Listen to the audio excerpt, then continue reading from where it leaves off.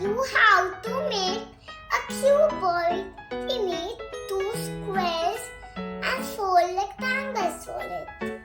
Let's make it.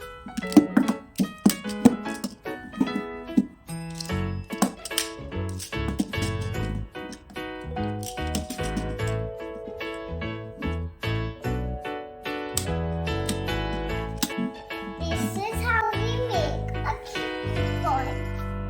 It has 6 faces, 8 corners.